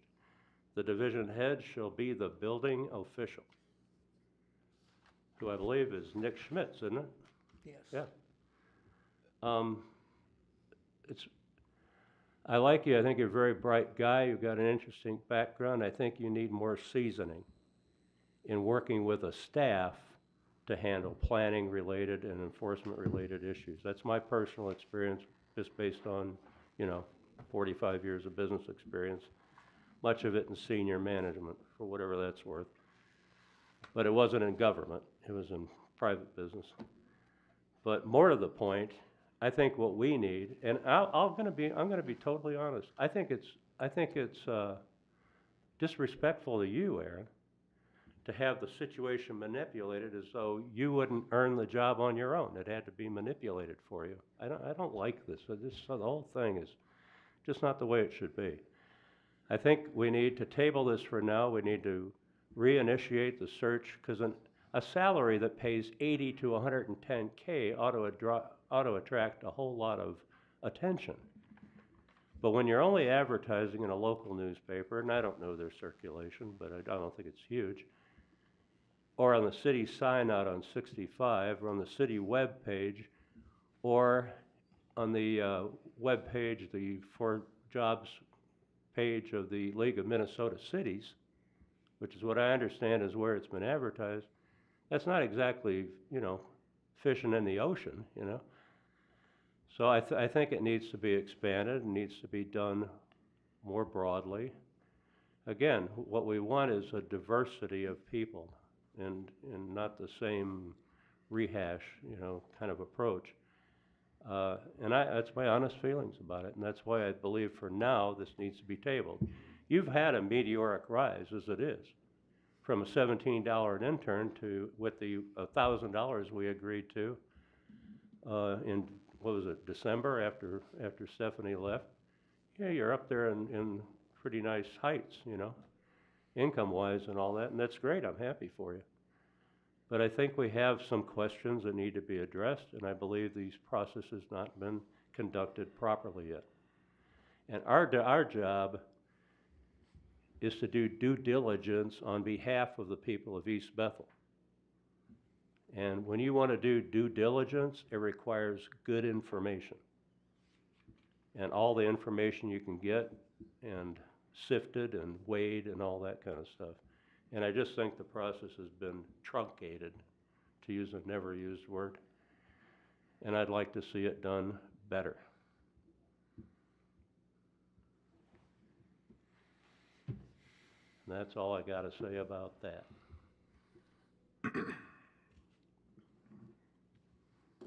Well, to the motion, tabled, all those in favor say aye. Aye. Opposed? Aye. The motion passes.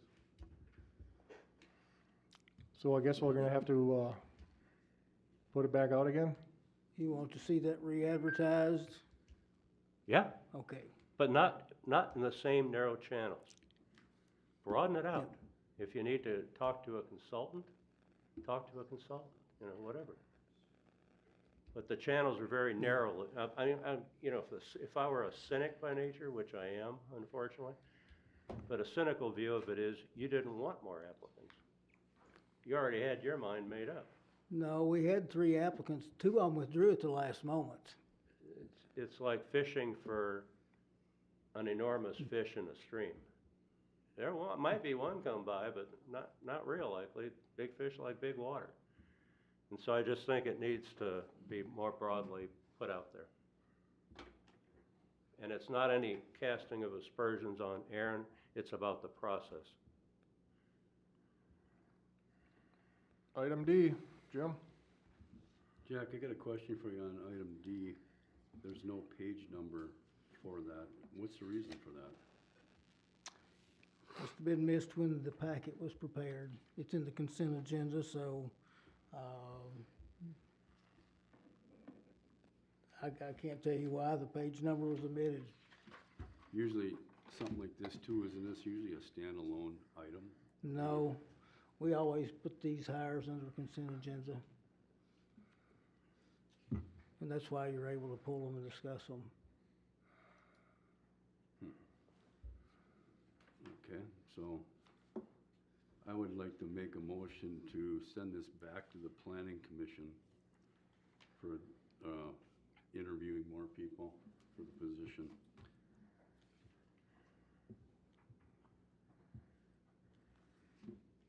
Motion made?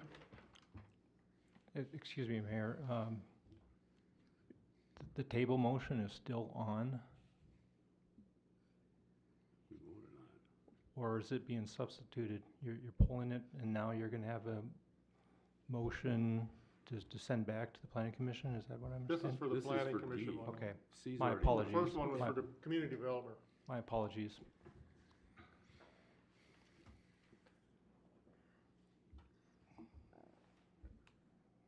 Well, that motion doesn't pass with no second. I'll so- second it. A motion made, now second. Discussion. What do you mean more? You only got 2 people that signed up for it. Well, that's my opinion because if you watch the interviews, in my opinion, Joe had it over all of it. He's got a Oh. vision for the city. He had some good ideas. It's not a go along to get along type thing. So, that's my point. Well, I think that the other person that ran, she's on the board of directors for the city. She was on the planning commission. She's on the EDA, and she's worked for 2 Fortune 500 companies. So you're telling me that Joe's better than her? That's I don't my think so. opinion. Well, that's your opinion, because it's Right. not my Well, opinion. of course it's his opinion. Yeah, Yeah. I know. What the heck, you act like. Well, you you're guys are always surprised. asking for somebody good, so I think there's somebody good right there, so, Well, that's your opinion. yeah, It's not mine. yeah. So what's the motion again? You want to do what now? You can send it back to the planning commission for And interviews. a motion made and second. All those in favor say aye. Aye. Aye. Opposed? Aye. That motion passes. Back to planning.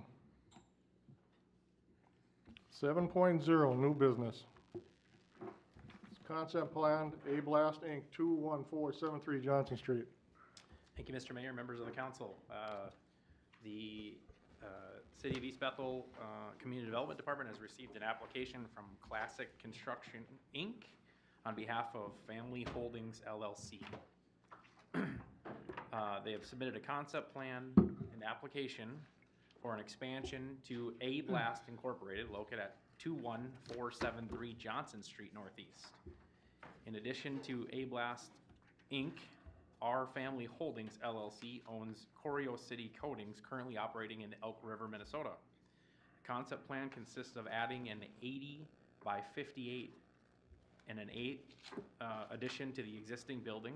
The proposed addition would house the powder coating booth and a powder coating oven, and allow for additional internal storage. This property is zoned B3 Highway Commercial, which allows uses associated with general retail. A-Blast Inc. was and is permitted to operate under a conditional use permit from 2004, which is included in your packet, and was approved on November 17th of 2004. Within that, exterior storage is limited to essential business-related materials only as a condition of the permit. City staff will provide all comments from City Council to the applicant and/or contractor in preparation for the potential future submission of a site plan approval application and conditional use permit amendment. Information to be submitted would include but not be limited to grading and drainage, erosion control, and a lighting plan. Once the review of the site plan would be complete, a public hearing would need to be held and scheduled for a conditional use permit amendment. So we are recommending the council provide comments to myself and other staff to be included in the potential application for a site plan approval and conditional use permit amendment. The contractor is here to answer any questions, or I could answer questions to the best of my ability as well. Any questions? Only question I have is are there previously purchased right-of-ways or easements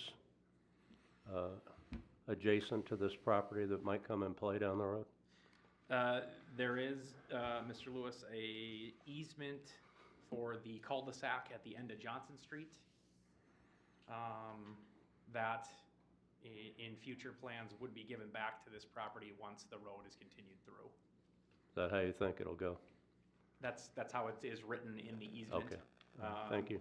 Additionally, one other thing, on an included page in your packet, there is a drainage and utility easement in the rear yard of the property, which would be defined on page 44. The plan submission shows that it is not in the drainage or utility easement, does meet our city standard for the distance from drainage and utility. Yep.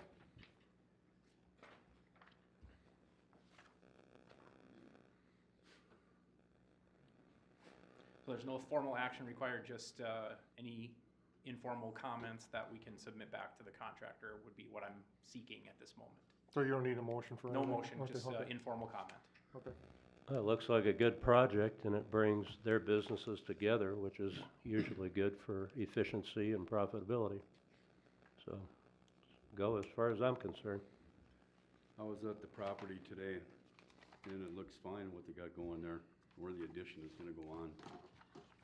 So I'd say positively yes.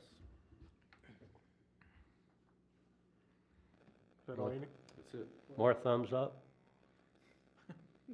Okay, very good. Is that all you need, Aaron? That's all I need on that item. Okay. Thank you. Item number 2, IUP Home Occupation, 23911 Johnson Street. Yeah, give me one moment, council, to get to Okay. the right page here so we can get proper information for you here.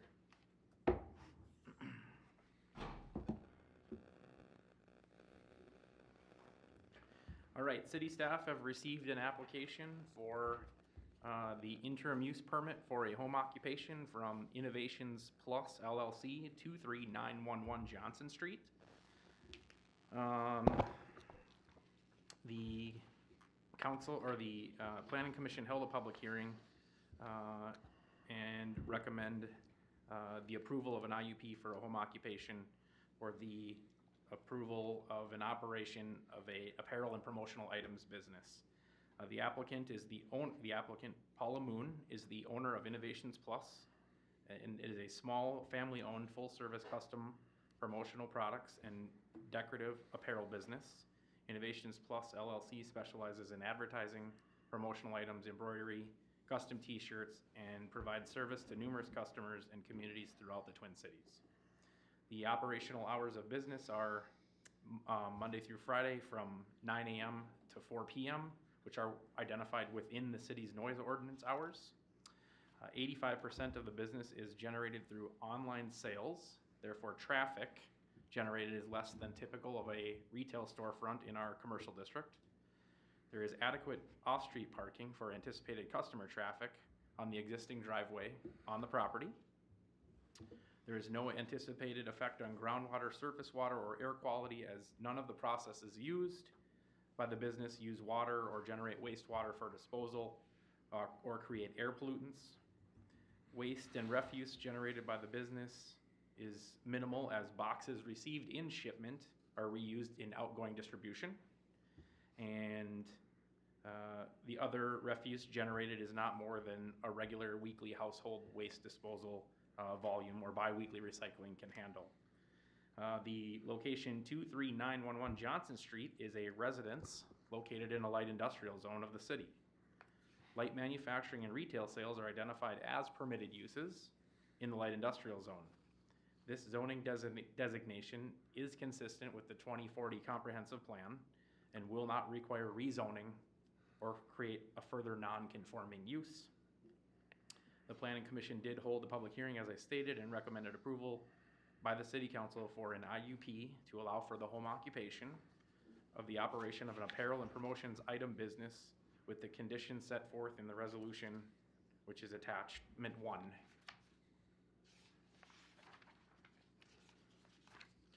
And the applicant is here, and I could also answer questions if you have any. Make a motion for approval of resolution 2023-13, resolution granting an interim use permit for a home occupation located at 23911 Johnson Street Northeast, East Bethel. Second. Motion made second, discussion. No discussion? All those in favor say aye. Aye. Opposed? That motion passes. Item number 3, variance, detached accessory structure, 23911 Johnson Street. Thank you, council. One more second here. I'll get us staged and ready for this one.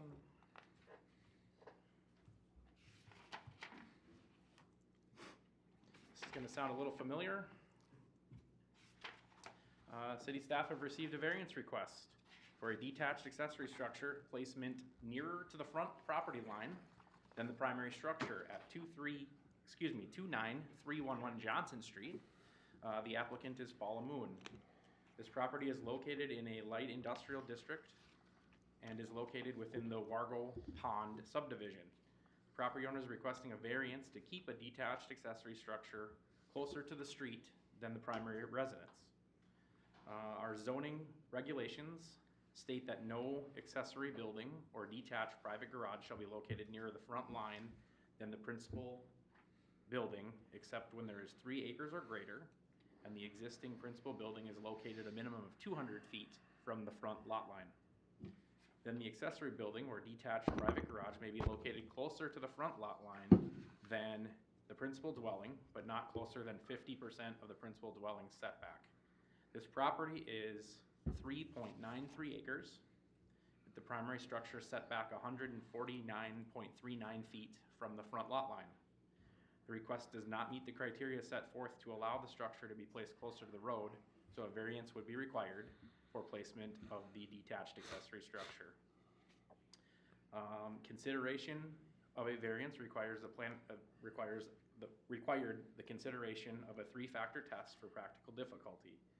The first factor is a test of reasonableness, which means that the landowner would likely use the property in a practical way but could not do so under the rules of the ordinance. It does not mean that the land could not be put to reasonable use whatsoever without the variance.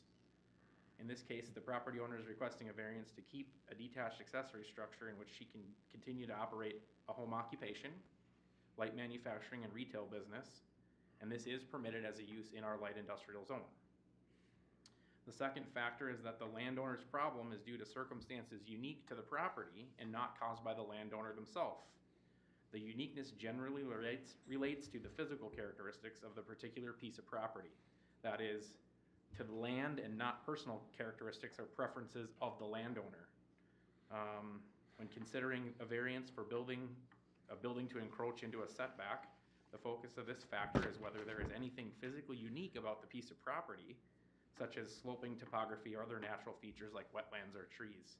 In this case specifically, the property is partially located in the Menard Lake shoreland overlay with specific setback requirements.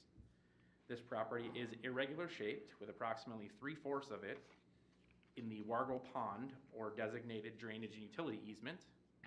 These features limit the buildable area available to the rear and side yards for any new construction. The septic system or subsurface sewage treatment system and well are located in the side yard opposite of Wargo Pond and the drainage and utility easement, preventing access to the rear yard for placement of the accessory structure. The third factor is that the variance would not alter the essential character of the neighborhood, and this factor is used to consider whether the resulting structure would be out of scale, out of place, or otherwise inconsistent with the surroundings. For example, when thinking about a variance for an encroachment into a setback, the focus is how the particular building will look closer to a lot line and if it fits in the character of the neighborhood. Standing tree growth between the primary residence and the front lot line would screen it from the public roadway, therefore not altering the essential character of the neighborhood. And as a reminder, accessory uses permitted in the light industrial zone include uses customarily associated with a permit use as described by the Planning Commission and approved by the City Council. The Planning Commission held a public hearing on February 28th, 2023 and recommended the City Council approve a variance for the placement of a detached accessory structure nearer to the front lot line than the primary structure with the conditions set forth in Resolution 2023-14.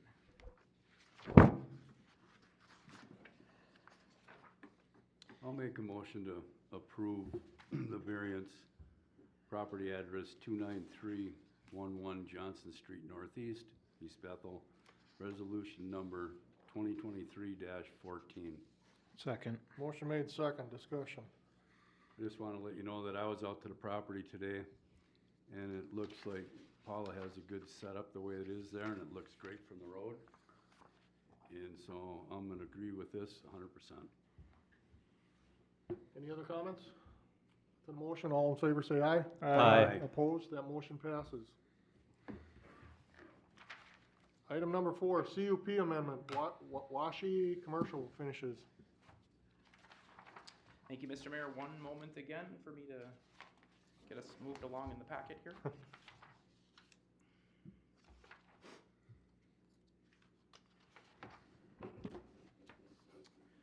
All right, the Community Development Department has received a application for conditional use permit amendment for a site expansion for Washi Commercial Finishes, 21335 Aberdeen Street Northeast. Mr. Washi is requesting an amendment to his existing CUP to expand the business known as Washi Commercial Finishes.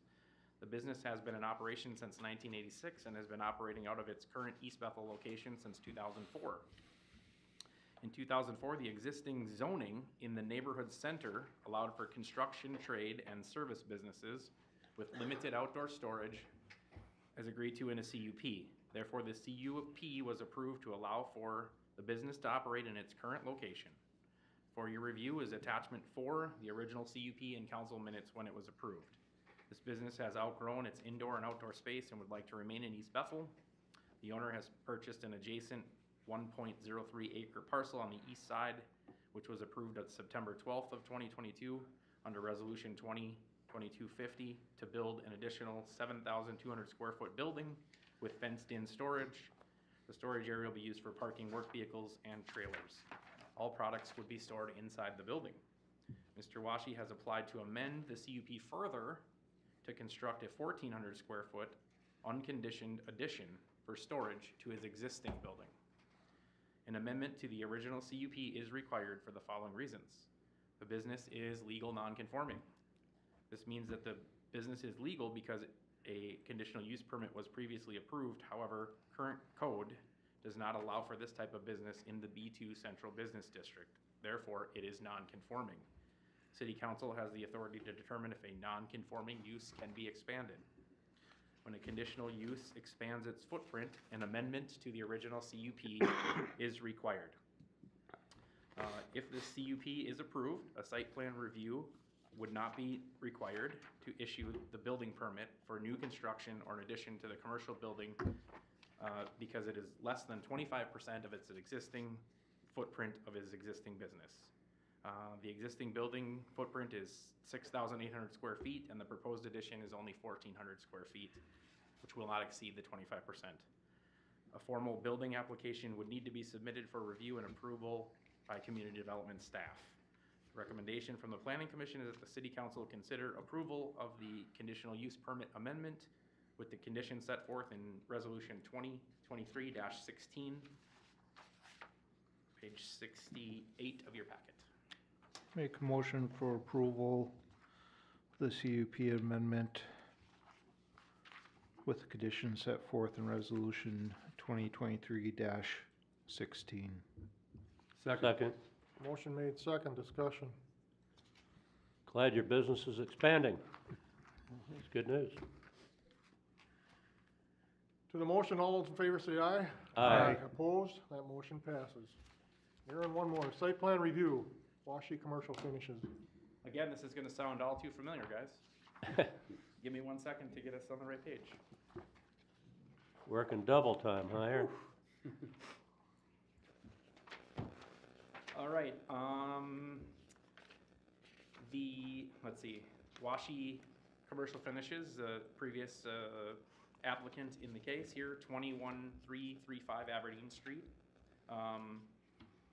had applied for an addition to the adjacent lot, and on September 12th, 2022, under Resolution 2022-50, an expansion of the existing conditional use permit was amended and approved with the following conditions.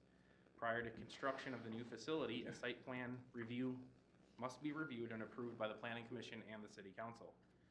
Exterior storage would be limited to commercial vehicles and trailers associated with the principal use of the business, and ingress and egress from the site shall be from Davenport Street and not Sims.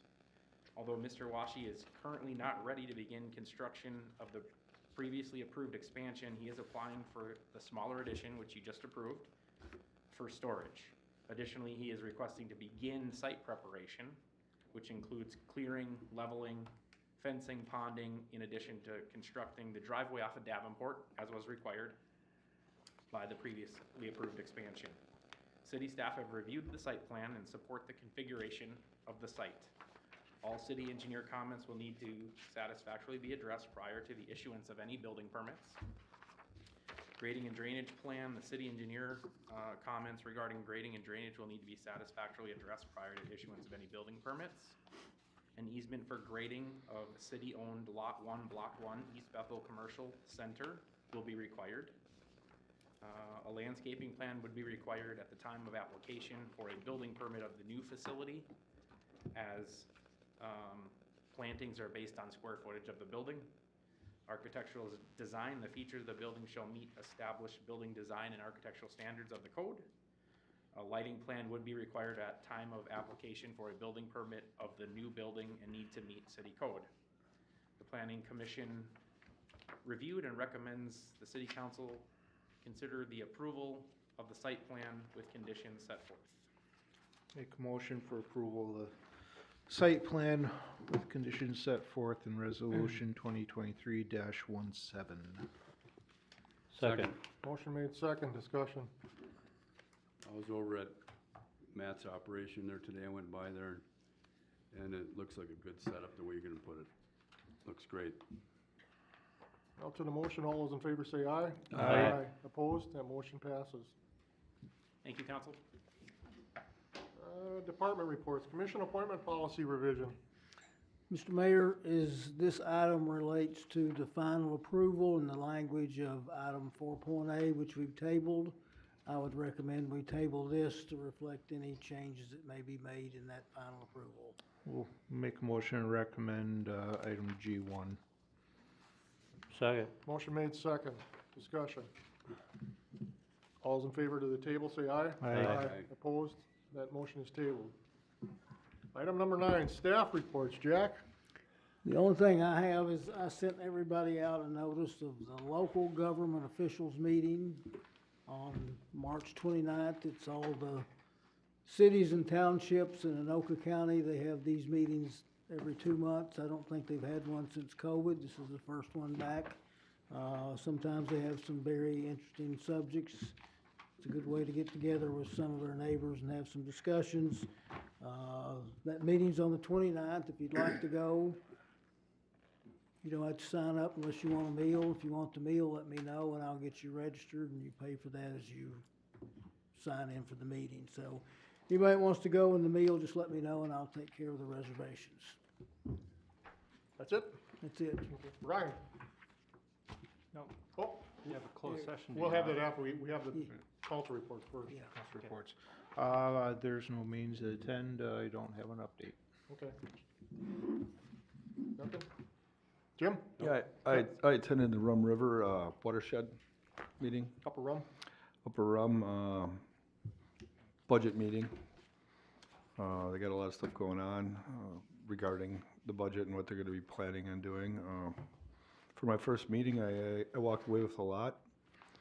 And I actually do look forward to seeing the project that these guys are gonna do, so.